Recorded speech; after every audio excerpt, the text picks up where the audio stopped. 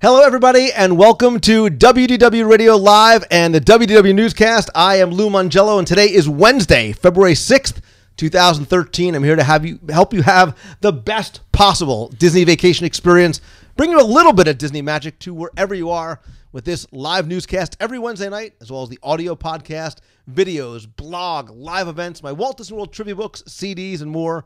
You can find everything over at WDWRadio.com. As you can see, once again, I am broadcasting not from Walt Disney World this week, but the home/studio, and I'm joined by my not-so-very special guest. That clown right there is Tony Caggiano from somewhere in the frozen tundra of New York State. Yes, I escaped. Escaped from New York. And he's allowed into the studio because he brings Italian meats and cheeses. So, with that... and it's funny because it's true. Let's get right into this week's Walt Disney World news. Feel free to chime in only when appropriate. All right, first things first. Let's go from sort of the theme parks to the small screen, because a rumor has been confirmed that ABC TV, which as you know is owned by Disney, has given the go-ahead for production for a pilot of a series based on a Walt Disney World attraction, Big Thunder Mountain Railroad. The pilot's going to be written by Jason Fuchs, who wrote Ice Age, Continental Drift, and produced by Chris Morgan from the troupe.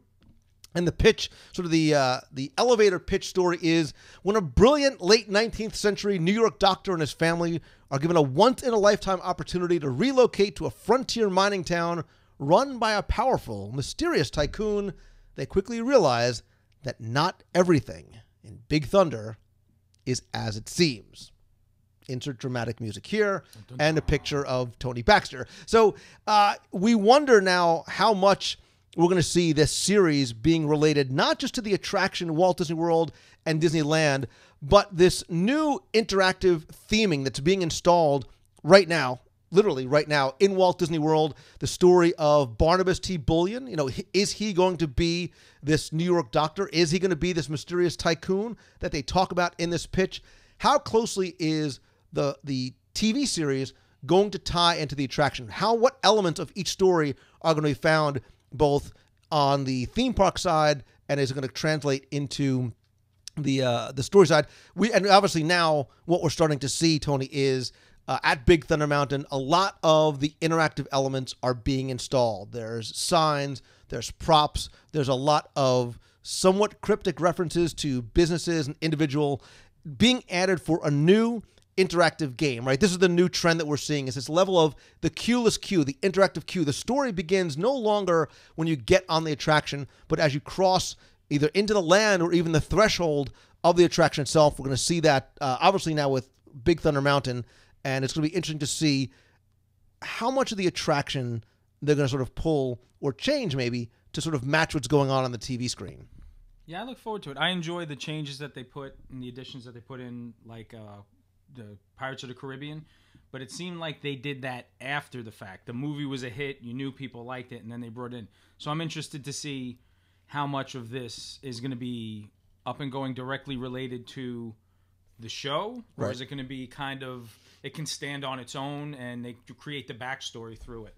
But I didn't get a chance. I was in the Magic Kingdom briefly today. I didn't get a chance to get over there and see it. I don't know how much of it is, if any of it is up and running yet. None of it's active yet. None of the stuff is actually active yet, but you can see, and I think we talked about this last week, you can see elements of sort of canaries in cages, which is how they sort of test the air quality in the mines. You see dynamite crates. You see detonators.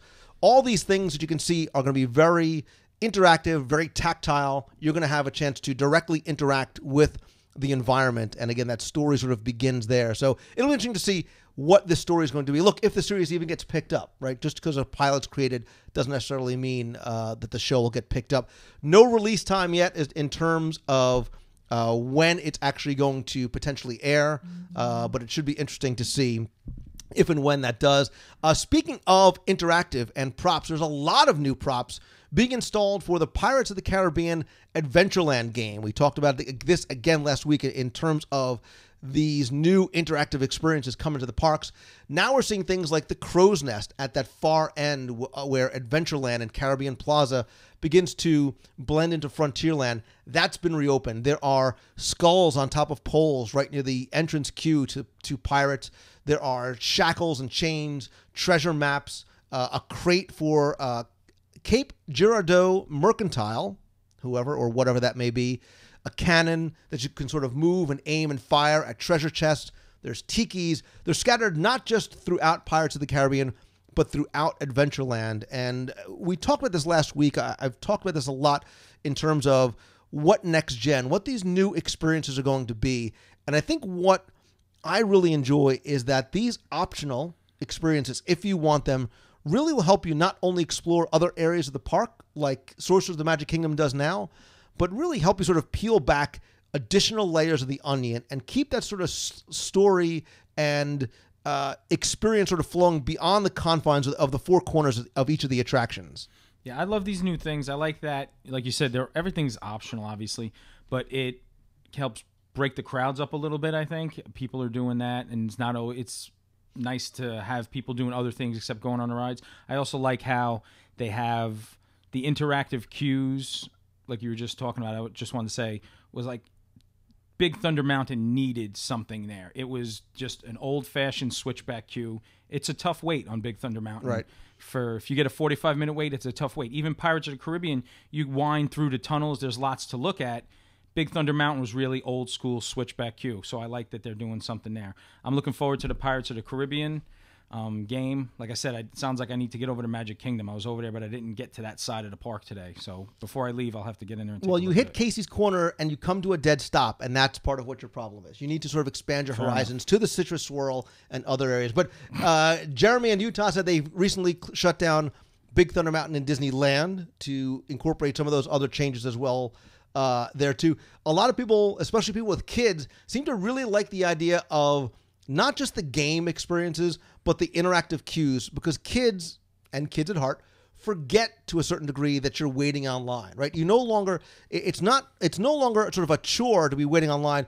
To a certain degree, you almost maybe anticipating it because you have a different type of experience there. I think what we saw in Soarin', in Space Mountain, very much the tip of the iceberg. And as more of this next-gen technology of the My Magic Band starts to get rolled out, I think it's not just going to be interactive. I think it's going to be much more personal, and that's when minds will begin to get blown, when you're no longer just playing as an anonymous guest. It sort of knows who you are either by name. And I think, again, we almost can't fathom how far out Imagineering might be experimenting and exploring what this interactive, personalized use of the My Magic Band technology is going to take things like Pirates, things like Big Thunder Mountain, and even probably some attractions like classic dark rides that you might not anticipate. And they're also, they're working on the interactive queue for Peter Pan. That's something they're working on as well, isn't it? Or it's supposedly coming up, they say. Right. It hasn't been confirmed, but I think we sort of know, the handwriting's on the wall. Well, these interactive queues for my kids, and I'm sure a lot of other people out there, it's as big a deal, like to go on Winnie the Pooh, it's as big a deal to go through the queue as it is to go on the ride for my kids. You get to the ride and there's no line first thing in the morning, we're still playing our way through the queue. We're still going through the cemetery at Haunted Mansion when there's no one in there. It's not just about making the time online, you're just taking away that you're not just standing online, but it's really another experience for the kids. Right. And adults too. I mean, you're adding another layer. I think you're adding another layer of entertainment. And Pooh is a great example of a zero tech queue, right? I mean, it's very, very low tech in terms, but it's interesting how the kids and the parents sort of follow each other along as the kid starts moving from station to station.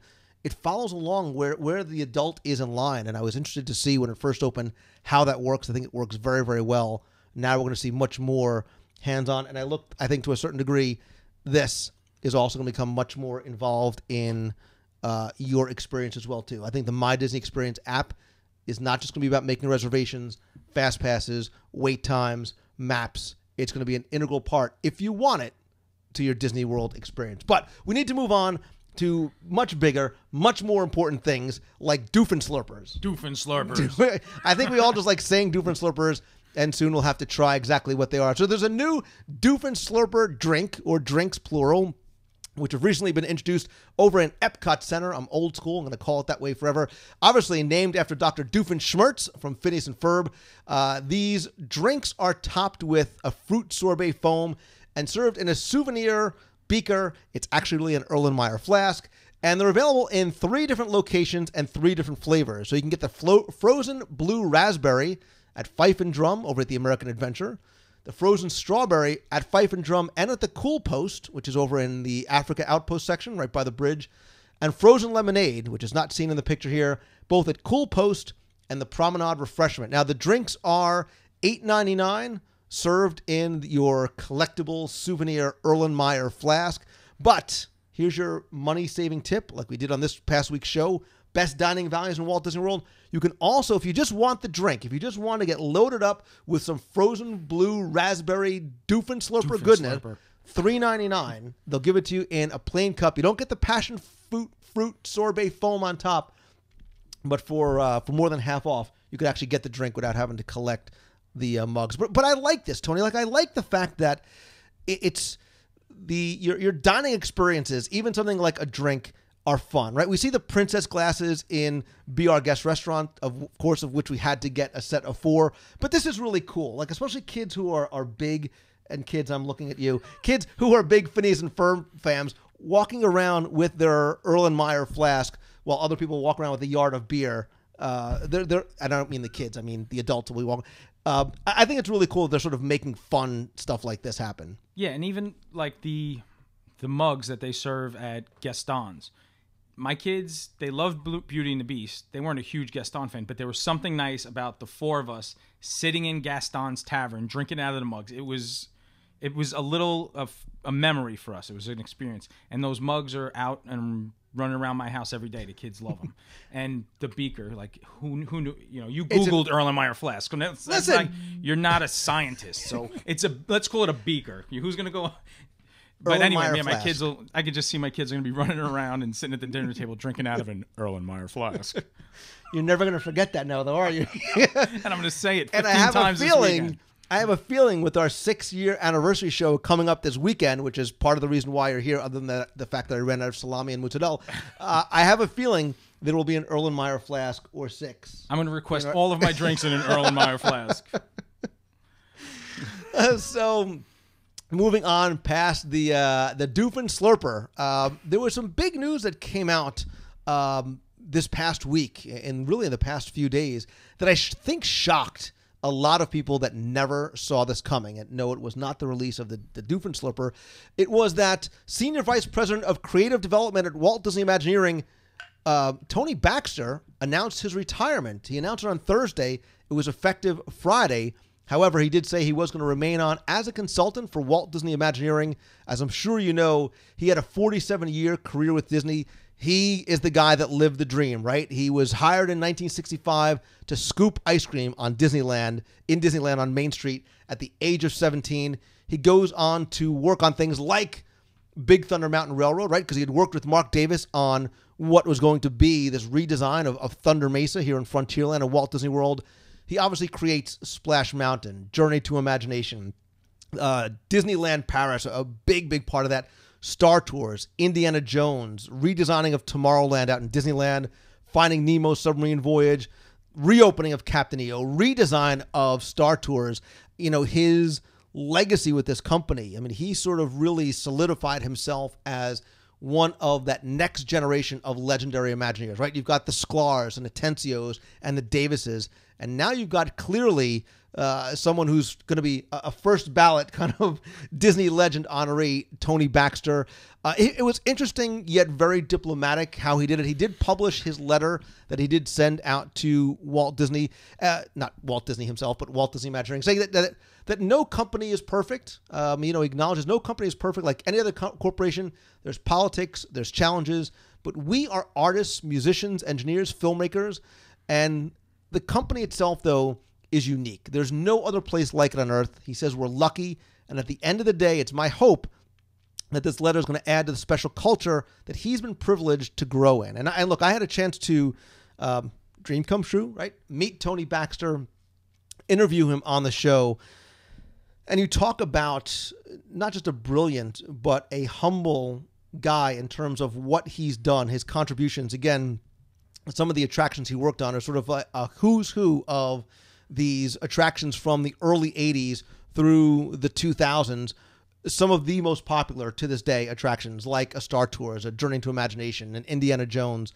He talked about the importance of team, but he also, he was a very real person. He sort of lamented the loss of things like the original Journey into Imagination. He acknowledges all the time that the company isn't perfect. There are things he'd like to see changed, but I think the way he went out was it was very classy in a really nice way. And I like the fact, too, that he is going to stay on to still consult with the company as well. Yeah, he's always going to be part of the company and just with the legacy that he's left behind, basically.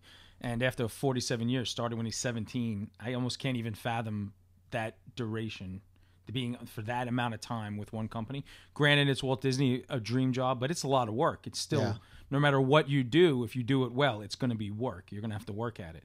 And after 47 years, he certainly earned it. And Jeremy in Utah, a great point. Tony did and still does focus on Walt's legacy. He very much never, ever lost sight of that. And I think a lot of the decisions, you're right, Jeremy, he made were with that idea of what Walt would have wanted, what his legacy was meant to continue doing. So what do you think maybe was his greatest contribution? When you think of Tony Baxter and you close your eyes, I know you want to give him a hug, but what do you think is his greatest single contribution? Is it Big Thunder, Splash Mountain, Star Tours, Indiana Jones? I mean, a lot of these are very much, they have the fingerprints of Tony Baxter all over them. I think that what he's really left behind was his greatest contribution would be great rides with great story. I mean, if you look at the list of rides that he's contributed on and really was the man to make them happen, Big Thunder Mountain, Splash Mountain, just great story, great immersive rides. It wasn't a simple. These aren't simple stories, simple ride-throughs. These are very elaborate and just incredible stories. And people in the chat room are very much acknowledging that, right? So his great. How can you choose just one, right? There's so much that he's done. Epcot was his big contribution. Telling story is his greatest contribution. That idea of everything has always got to revolve around story. And I want you guys to go back, listen to my interview with Tony. I was able to sit down with him one-on-one. Show number 289, that was from late August of this past year, 2012. I'll put a link to it in the show notes as well as the video that I shot sitting with Tony. It was one of those things that the only problem with the interview was there was a finite amount of time, because we could have spent 2 hours talking about Journey into Imagination, talking about Walt, talking about his early career. But I think that many of you are right. The Tony Baxter is greater than the sum of each of his contributions, and I think he will definitely be remembered for that. I think that's what his legacy is going to be. It's not necessarily a single attraction, a single vehicle, a single story, but sort of the scope and the breadth of his work. But speaking of being Disney fans, and we're going to talk about some of the events and things that are coming up, like our 6-year anniversary show this weekend, which I'm both excited and a little bit frightened for. Tickets for the next Disney Fanniversary. Oh, you guys can't see the pennant right there. Actually just went on sale.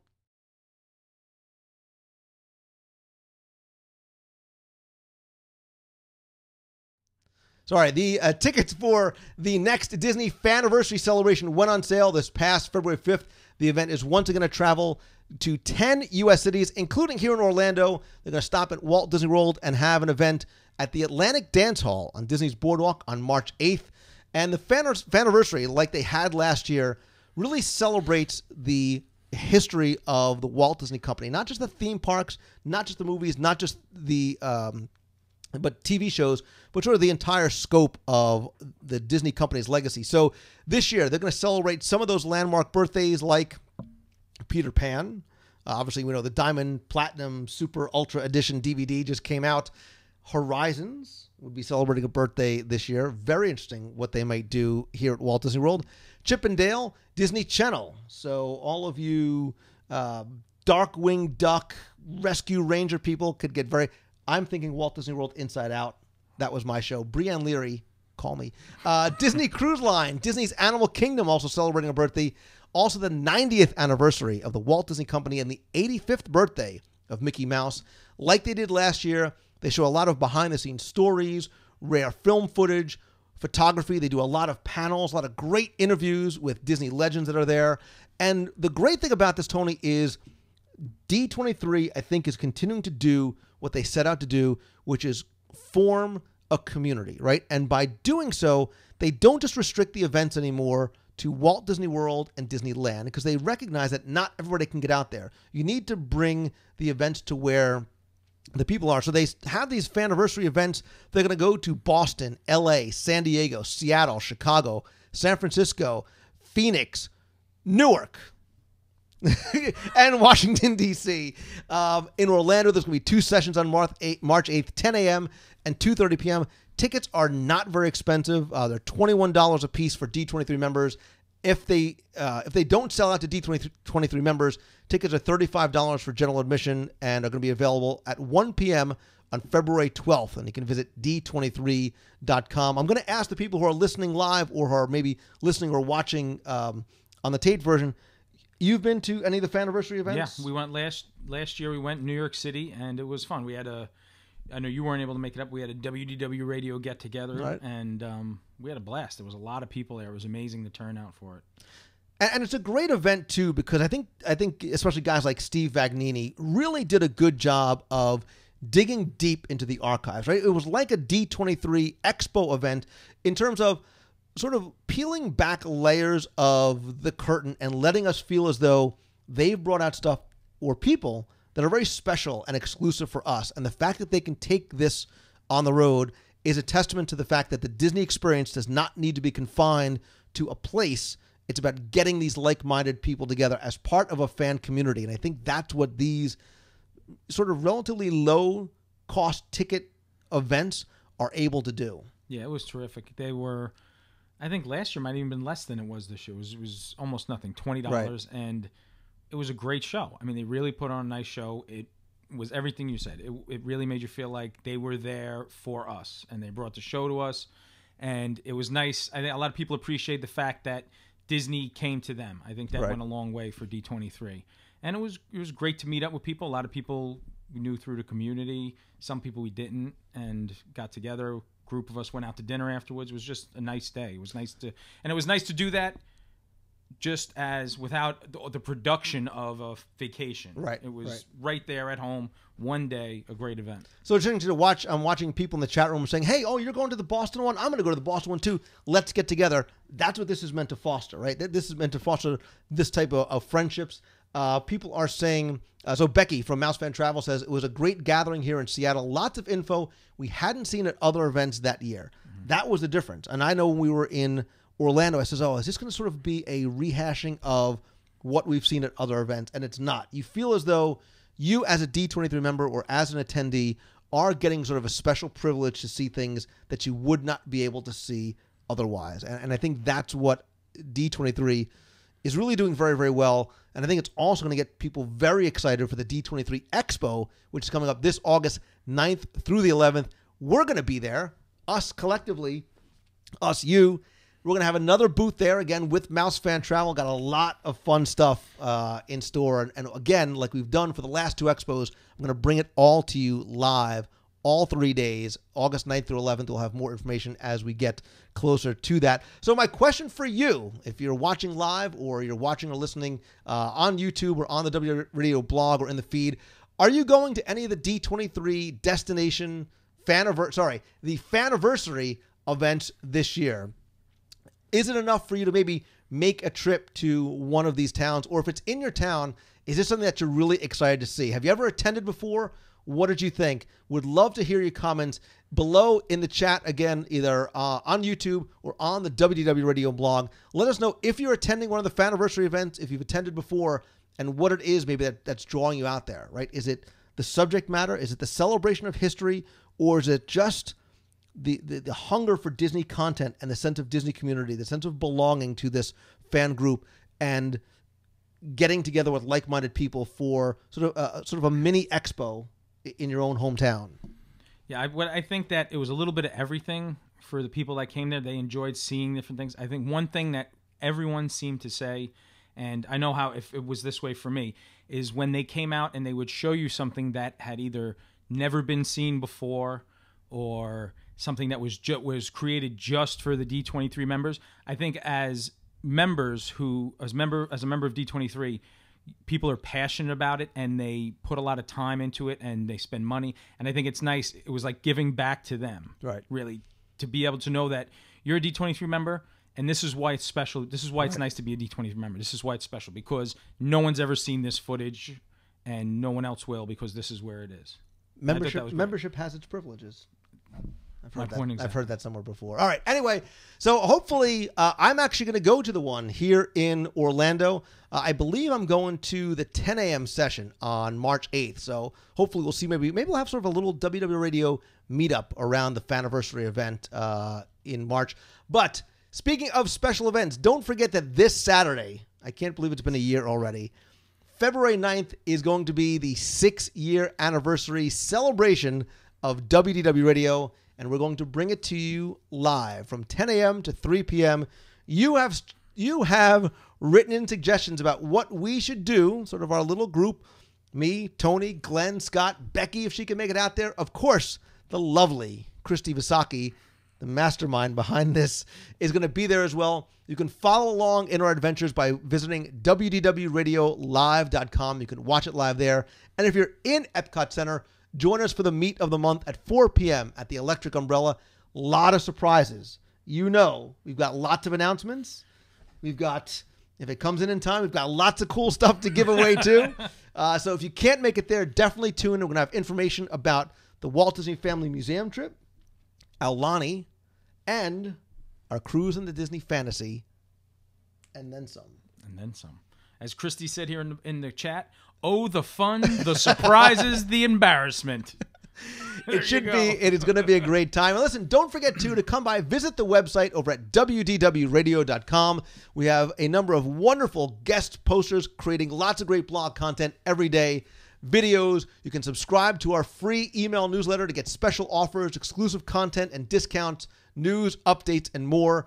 Comment and subscribe over on our YouTube channel as well. Connect with me on Twitter. I am at Lou Mongello, and like the Facebook page, facebook.com/WDW Radio. While you're there too, you can download the free WDW Radio app for your iPhone or your Android device. And please come by, rate and review the show in iTunes as well. This guy is Tony Caggiano. You are at Tony Cag on the Twitter. Cag on the Twitter. On the Twitter. I'm on the Twitters. There's not that many Tony Caggianos. Search him on Facebook and you'll find him there too. You'll also see him in many different stages of disarray probably this Friday. Tony, thank you for joining us tonight. Thank you for bringing the fresh or somewhat fresh mozzarella that you got through TSA. Thanks to all of you who are tuning in live tonight or are listening to the audio in iTunes or the video on YouTube or the blog. Appreciate you taking time out of your week every week. Join us next Wednesday, 7:30 p.m. Eastern over at WDWRadioLive.com. Love to hear from you on the comments or shoot me an email. Connect with me over on Twitter or the Facebook. So until then, have a great week, everybody. See ya.